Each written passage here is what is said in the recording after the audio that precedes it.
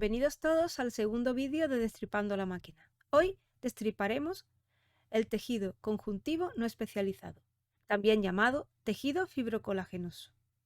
Junto con el epitelial, este tejido es uno de los que forma las grandes estructuras del organismo. Podemos encontrarlo uniendo láminas estructurales, también formando finas cápsulas que delimitarán algunos importantes órganos de nuestro cuerpo. Y en general, podríamos describirlo como una especie de cemento o argamasa que une distintas estructuras. Se puede clasificar en varios tipos y eso lo veremos a continuación en el vídeo.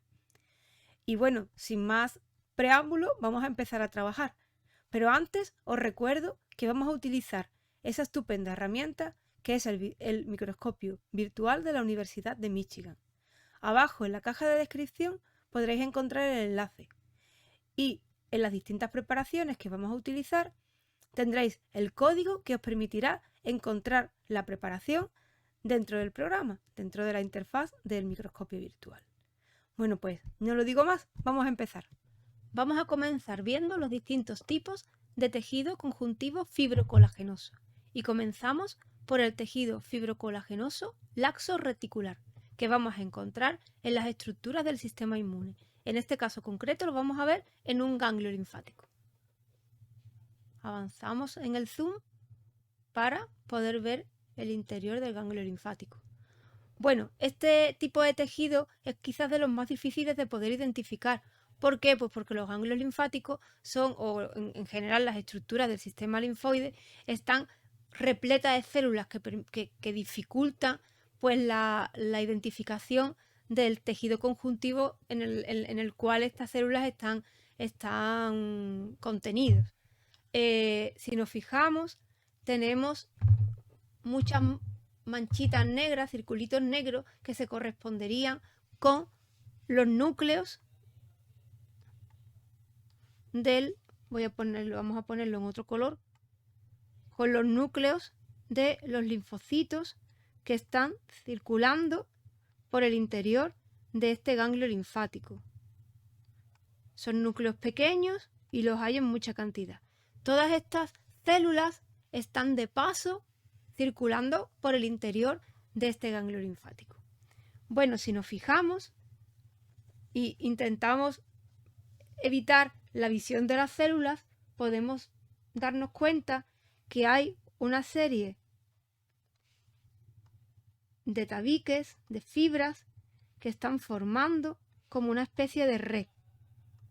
Algunas son bastante gruesas y sí las podemos ver muy bien, y otras son mucho más finas y las vemos peor.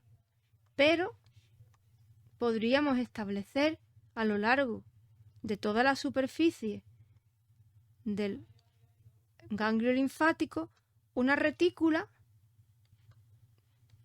que sería en la cual están incluidas todas las células del sistema inmune que están circulando por este órgano. Bueno, pues esta retícula, formada precisamente por unas fibras que se llaman fibras reticulares, serían las que conformarían el tejido fibrocolagenoso laxo reticular, que solamente vamos a encontrar en el sistema linfoide. ¿Por qué? Pues porque el sistema linfoide es el que necesita esta estructura especial en forma de esponja que permita que por su interior puedan circular fácilmente todas las células que van circulando normalmente por este tipo de tejido. Ahora vamos a volver a utilizar una sección de piel para poder estudiar dos tejidos más del tipo fibrocolagenoso, el areolar y el denso irregular. La diferencia entre los dos básicamente está basada en la cantidad de fibras de colágeno y cómo están dispuestas. Si vemos aquí que ya en esta sección podemos perfectamente ya identificar el epitelio, que es este que vemos aquí, un epitelio escamoso estratificado. Bueno, pues justo debajo del epitelio tenemos una zona que voy a delimitar más o menos porque el límite no es un límite muy definido, pero lo marco con esta línea discontinua Estoy delimitando una zona donde vemos que el fondo es un fondo rosado más o menos regular. Esto quiere decir que en este fondo, que esto sería el tejido fibrocolagenoso laxo, las fibras de colágeno estarían dispuestas de una forma, como su propio nombre indica, muy laxa. Estarían muy separadas unas de otras, formando como una especie de malla muy laxa, con sus hebras muy separadas, por las cuales podrían circular sin ningún problema todo tipo de células. Estoy intentando aquí dibujar cómo estarían dispuestas estas hebras de colágeno, aisladas más o menos y formando una red como muy laxa, con muchos huecos. Esto estaría justo debajo del epitelio. Si nos fijamos en la zona de más abajo, la voy a pintar de otro color, ya tenemos una forma diferente, aunque como he dicho antes, el límite no es perfectamente regular, es un límite un poco difuso.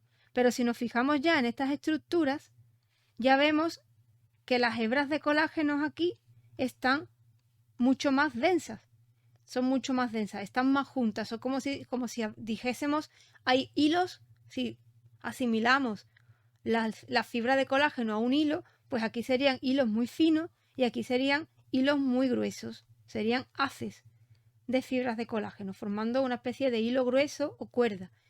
Y estarían, además, situadas o ordenadas, formando haces distribuidos de forma aleatoria, o sea, algunos orientados con una dirección y otros orientados con otra dirección. Entonces tenemos un tejido en el cual hay haces de fibras de colágeno gruesos y que además están orientados unos y otros en orientaciones totalmente erráticas, no están ordenados, ¿de acuerdo? El tejido que hemos visto primero sería el tejido fibrocolagenoso laxo y el tejido que hemos visto después, el de los haces de colágeno, sería un tejido fibrocolagenoso denso y regular. Irregular porque la orientación de los haces de colágeno es una orientación irregular. Cada haz está orientado en una dirección diferente. Seguimos con los tejidos fibrocolagenosos y en esta ocasión vamos a ver el tejido fibrocolagenoso denso regular. Para ello vamos a ver este corte, esta sección que corresponde a la planta del pie. Vamos a identificar en primer lugar, para repasar, el epitelio. Este sería el epitelio que recubre la superficie de la planta del pie, o sea, la piel de la planta del pie. Y aumentamos el zoom de la imagen y nos vamos hacia esta zona. Esta zona se corresponde con la fascia plantar o la aponeurosis plantar. Es el tejido duro que está justo debajo de la planta del pie y que sería el que soporta todo el peso de la pisada. Este tejido está formado por fibras de colágeno muy densamente colocadas, unidas unas con otras, formando cuerdas muy gruesas, muy unidas además, que están orientadas todas en la misma dirección.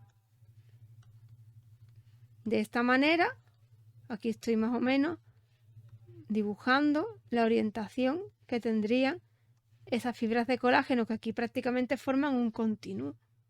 No se verían huecos ningunos entre ellas. Este tejido además tiene muy poquitas células. Las podemos ver aquí señaladas, tiene muy pocas células. Tiene mucho más espacio de matriz extracelular que células.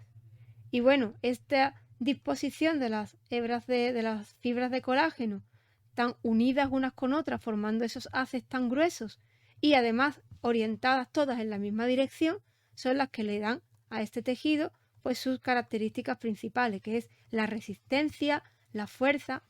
Este tejido, además de encontrarlo aquí en la aponeurosis plantar, nos lo vamos a encontrar en todos los tendones del cuerpo. Y por fin, el último tejido fibrocolagenoso denso, el elástico, que vamos a encontrar en los vasos sanguíneos de tipo elástico, como por ejemplo la aorta. Aquí tenemos una sección de aorta y vamos a aumentarla para poder ver su pared. La pared de la aorta debe de ser muy elástica para poder soportar el bombeo de la sangre que le llega del corazón. Y como podemos ver, tenemos en su pared una serie de fibras onduladas que van siguiendo el perímetro del propio vaso. Estas fibras onduladas, que se ven de un color rojo más oscuro en la tinción, son fibras elásticas. Estas fibras elásticas están entremetidas entre las fibras de colágeno de la matriz extracelular del tejido conjuntivo. Y este tejido conjuntivo, en el que la mayoría de sus fibras son fibras elásticas, se llama tejido fibrocolagenoso denso de tipo elástico. Y con esto podemos decir que ya hemos hecho un repaso completo al tejido conjuntivo no especializado o tejido fibrocolagenoso. Espero que os haya resultado interesante.